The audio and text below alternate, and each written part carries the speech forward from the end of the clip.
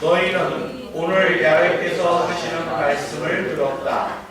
야훼께서는 너희에게 하나님이 되어주시겠다고 하셨다. 그 대신 너희는 분부받은 그 길을 따라 하나님의 규정과 계명과 법규를 지켜 그의 말씀에 복종해야 한다고 하셨다. 이에 응답하여 너희는 오늘 야훼께 말씀대로 하나님께서 소중하게 여기시는 백성이 되어 모든 분부를 지키겠다고 아뢰었다. 성수지으신 만백성 위에 높여주시니 찬양과 명성과 영광을 돌리는 백성, 약속대로 너희 하나님 야훼께 성별된 백성이 되겠다고 하였다. 아멘.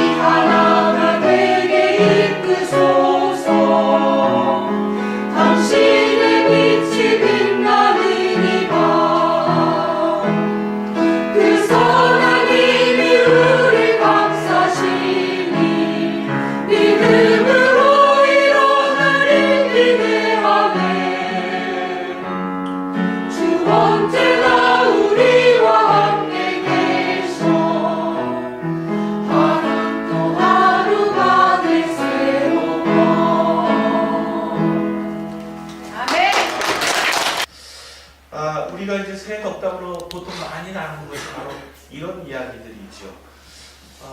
희망을 얘기합니다. 잘 될 거야 라고 얘기합니다. 새해 첫날 만나는 순간부터 아유 올해는 뭐 일이 또 여전하겠지, 어려울 거야, 보나마나 뻔해, 이러고 얘기하는 사람은 없을 거예요. 다들 덕담으로 그렇게 얘기합니다. 부정적인 것보다는 긍정적인 얘기를 건넵니다. 그것이 오늘을 버티게 하는 힘이라고 하는 것을 우리 또 알고 있기도 하는 거죠. 그런데 이런 뭐 새해 복 많이 받으세요가 됐든 어쨌든 건강하세요, 올해는 모든 게 다 잘 될 거야, 막 이런 식의 덕담들이 그걸 진심으로 전하려고 하면 어떻게 돼야 됩니까? 자기가 건네는 덕담이 분명 이루어질 것이다 라고 본인 스스로가 먼저 강하게 믿고 있어야 되는 거죠. 올해도 별볼 일 없어, 작년이나 지금이나 라고 생각하는 사람이 이웃에게, 내 가족에게, 옆에 사람에게 건네는 덕담이 얼마나 힘이 있겠어요. 그런데 그 자신이 그런 진정성을 가지고 확실한 믿음을 가지고 건넬 수 있는 덕담, 그것은 바로 자신의 체험으로부터 나오는 겁니다. 뭐 보네포 이분이 오늘 그냥 자주 이름에 나왔습니다만, 이분이 선한 능력으로 오늘 찬양 누리가 부른 찬양에서 맨 마지막 가사처럼 또 하루 또 하루 살아가는 우리들의 새로운 날들이 참 이렇게 희망적일 거야 라고 믿을 수 있는 건 나의 의지와 능력만이 아니라 선한 능력이 나를 이끌어 주신다 라는 확실한 자신의 신앙 고백이 있기 때문인 거죠. 저는 지평의 교우 여러분들께서도 올 한 해 2018년을 살아갈 때에 나의 의지와 능력으로 보면 별로 그렇게 희망적이지 않을 것 같다 할지라도 우리를 여태껏 이끄셨고, 그리고 올 한 해도 분명히 우리와 동행하시며 우리를 선한 능력으로 이끌어 주실 그런 하나님의 은총으로 그렇게 복받고, 또한 그렇게 복된 길 가운데 속에 사람들에게 복을 나눠주는 그런 모든 교우들에게 간절히 축원드립니다. 현재는 단순히 주어진 것이 아니지요.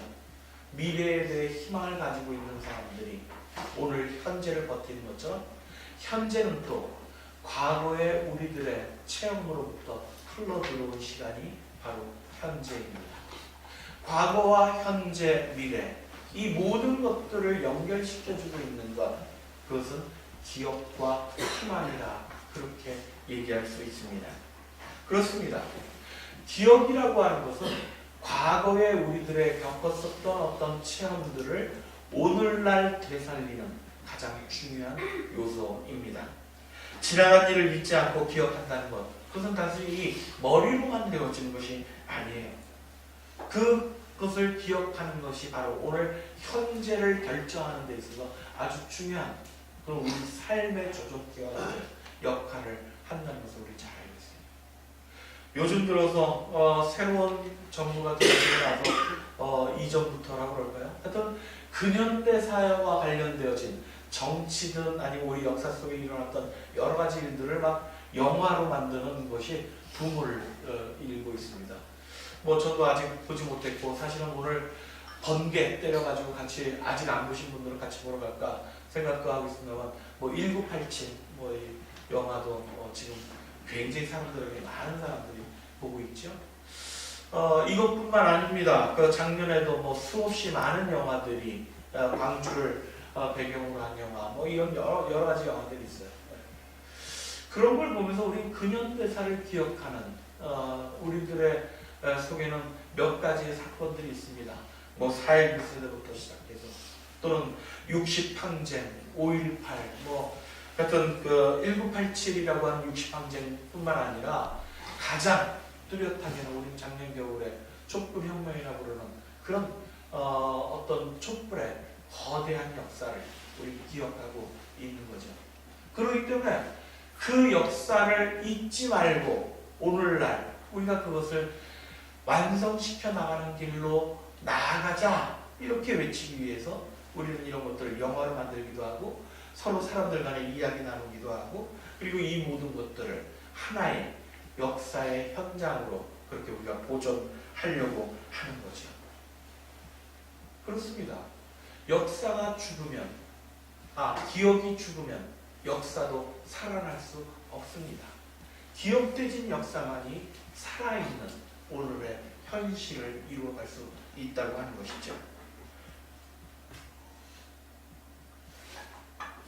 이스라엘 민족도 사실은 이런 역사를 기억하는 것, 이것이 오늘 우리들을 얼마나 중요한 그런 선한 방향으로 이끌어가는 것을 잘 알고 있었던 그런 민족이었습니다. 성경 자체가 우리 어떻게 보면 성경이라고 하는 우리가 이거 말씀 자체가 다 기업 저장소이잖아요. 하나님에 대한 기업, 그와 함께 더불어 살았던 선조들의 기업, 모든 그들이 닥쳤었던 수많은 사건, 그런 삶의 모습들, 이것들이 다 기억되어진 것을 이렇게 기록으로 남기고 있는 거지요. 특별히 그 중에서도 이스라엘 민족에 있어서 출애굽 사건이라고 하는 것, 오늘 본문에 배경이 되어지고 있는 출애굽 사건이라고 하는 것은 두고두고 그 기억 저장소에서 꺼내어서 오늘을 살아가는 방향키로 삼고 있는 아주 중요한 역사적 체험입니다. 그래서 미래를 향한 출발, 새로운 삶의 시작을 할 때, 새해가 시작되어지거나 또는 어떤 새로운 인생이 출발되어질 때 그들은 언제나 이 출애굽의 이야기를 꺼내 왔었습니다. 추수를 해서 첫 곡식을 다칠 때에도, 그리고 주변의 모든 상황들로부터 오히려 고통을 당할 때에도, 그럴 때에도 이들은 출애굽의 이야기를 꺼내 왔다는 거죠. 이게 어떻게 보면 항상 긍정적인 역사만 있는 건 아니잖아요. 우리 역사를 돌아볼 때도 4.19 혁명도 미안의 혁명이다, 이런 아쉬움도 갖고 있습니다. 5.18 물론 우리가 생각하는 여러 가지 긍정적인 측면도 있지만 사실은 아픔의 기억들도 훨씬 더 많이 있잖아요. 그럼에도 우리는 그것을 기억하려 합니다. 그리고 그것을 드러내려 합니다. 그 속에 담겨져 있는 귀한 뜻이 무엇인가를 매번 새롭게 재조명하려고 한다는 거예요. 마찬가지로 이들도 출애굽의 역사를 통해서 영광스러운 하나님의 역사만이 아니라 광야 시절 그들이 하나님을 배반하고 돌아섰던 아픔의 역사까지도 끄집어내는데 주저하지 않았다라는 거예요. 바로 이런 것들을 우리는 역사 신조라고 그렇게 보통 이야기합니다. 출애굽의 역사를 통해서 그들은 자신들의 신앙에 하나의 걸개를 만들었습니다. 그리고 그것을 후손들에게 남겨주었고 후손의 후손으로 계속 연이어서 그들은 자신들의 민족이 하나님의 백성, 선별된 백성으로 살아가는 가장 중요한 지침으로 삼았다라고 하는 거예요. 오늘 신명기 26장 17절부터 읽었지만 그 앞에 구절 5절부터 한번 보면 이 이스라엘 민족이 자신들의 이 출애굽 역사를 어떻게 고백하는지를 알 수 있습니다. 5절입니다. 제 선조는 떠돌며 사는 아람인이었습니다. 그는 얼마 안 되는 사람들을 거느리고 이집트로 내려가 거기에 몸붙여 살았습니다. 그러나 그는 거기에서 불어나 크고 강대한 민족이 됐습니다. 그래서 이집트인들은 우리를 억누르고 괴롭혔습니다. 우리를 사정없이 부렸습니다.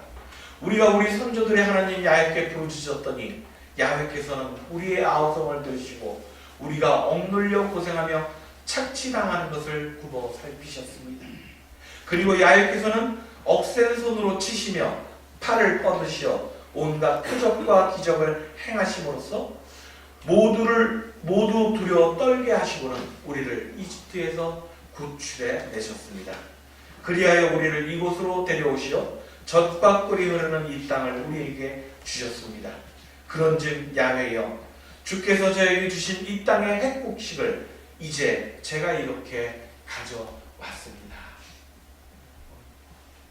자신의 선조들이 당했었던 여러 가지 고통의 시간들, 그 울부짖음을 들으시고 구원해 주신 하나님, 당신에 대한 나의 사랑이 이렇게 핵곡식을 바침으로 삶 속에서 이런 고백으로 이렇게 연이어지기를 간절히 바랍니다. 이것이 이스라엘 민족을 이끌어가는 역사 신조였다. 예수님도 마찬가지죠. 그를 따르는 제자들에게, 사람들에게 기억하고 지켜야 될 예식을 물려주셨습니다. 우리가 잘 아는 주의 만찬, 성만찬이라는 그런 것들입니다. 주님의 살과 피를 나누어 먹고 마실 때 우리는 예수 그리스도를 기억해야 합니다. 무엇을? 예수의 삶을. 예수가 무엇 때문에 우리들과 함께 하셨고 당신의 목숨을 그리 버리셨는지 예수의 사랑을 우리는 기억해야 한다는 것이죠. 그 기억이 사실은 지금 예수 따르미로 살아가고자 하는 현대 그리스도인들을 사실은 얼마만큼 올바른 신앙으로 살아가게 하느냐, 그것을 결정짓는 유일한 일이 아니겠습니까? 예수의 역사, 예수의 삶을 그것을 기억하지 않는 그리스도인들 때문에 우리는 예수와 반대편에 서서 살아가는 그런 종교인들이 되어졌는지도 모른다는 겁니다.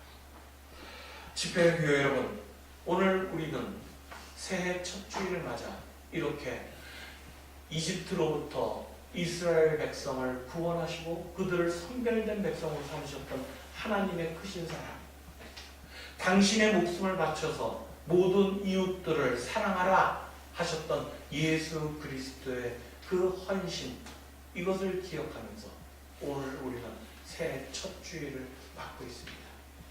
우리 지평신앙공동체에게 우리는 무엇을 기억하고 있는지, 아니 앞으로 우리는 무엇을 기억해야 하며 우리의 자녀들에게, 후손들에게 어떤 기억을 우리는 물려줄 수 있는지, 그것을 우리는 함께 기도해야 하지 않겠습니까?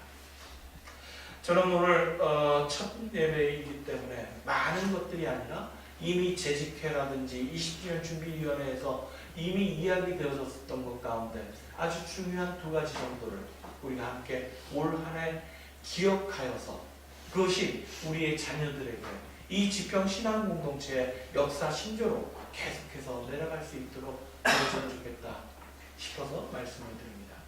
첫 번째는 20주년 준비위원회에서 올 한 해 동안 20주년을 내년에 맞이하기 위해서 모든 교우들이 말씀을 같이 읽어나갔으면 좋겠다, 이런 제안을 했습니다. 오늘 공동회의 때 그것이 구체적으로 나올 거예요. 성경 통독, 단순히 그것이 아닙니다. 아까 앞에서도 말씀드린 것처럼 성경은 이스라엘 선조들의, 아니 하나님의 백성으로 살고자 했었던 이 땅에 하나님의 아들, 딸들의 그런 삶의 체험이요, 신앙 고백이, 그 기억들이 오롯이 담겨져 있는 저장소입니다. 그러기에 그리스도인들이 가장 그리스도인답게 살아갈 수 있는 지침서, 꺼내볼 수 있는 것, 이것은 바로 성경일 수밖에 없는 것이죠. 그래서 이 성경을 함께 읽어나가고 성경의 말씀대로 살아가고 있는지 서로 격려하고 기도하면서 서로 하나님의 나라를 꿈꾸는 그런 신앙공동체가 되어지길 간절히 바랍니다. 또 하나가 있습니다. 사실은 작년에 몇 번 시도해보려고 하다가 여의치가 않아서 그냥 접었었던 저의 꿈이기도 합니다. 작은 교회, 대한공동체, 건강한 신앙공동체, 이런 이야기를 할 때마다 점점 가끔 가다가는 비참해질 때가 좀 있어요. 어쩔 수 없어서 작은 교회 하고 있는 거 아닌가 라는 생각이 들 때도 있다는 겁니다.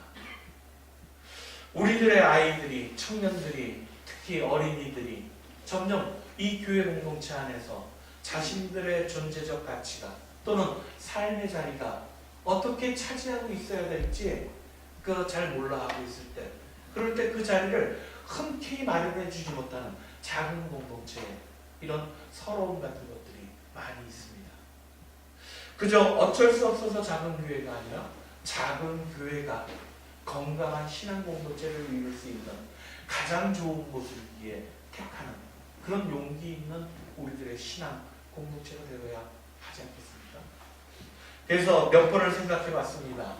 다시 생각해 봐도 우리들의 일에 가장 아름다운 것, 그것은 신앙의 가족들이 함께 드리는 하나님에 대한 찬양일 겁니다. 그래서 우리 부모님들하고 어린이들 부모들하고 같이 연말에 모여서 같이 식사하고 나누면서 이렇게 결정했습니다.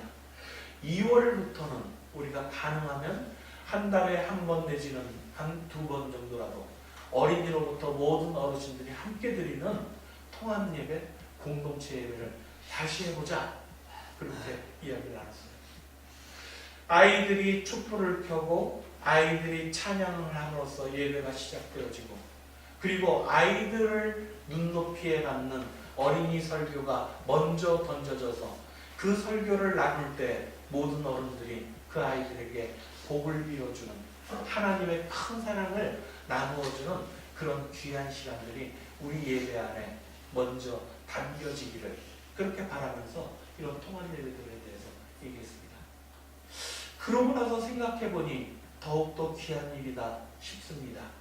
왜냐하면 신앙인들에게 있어서 저도 저를 비추어 봤을 때 제 지금의 믿음의 파라를 어린 시절 교회 공동체 안에서 나누었던 관계입니다.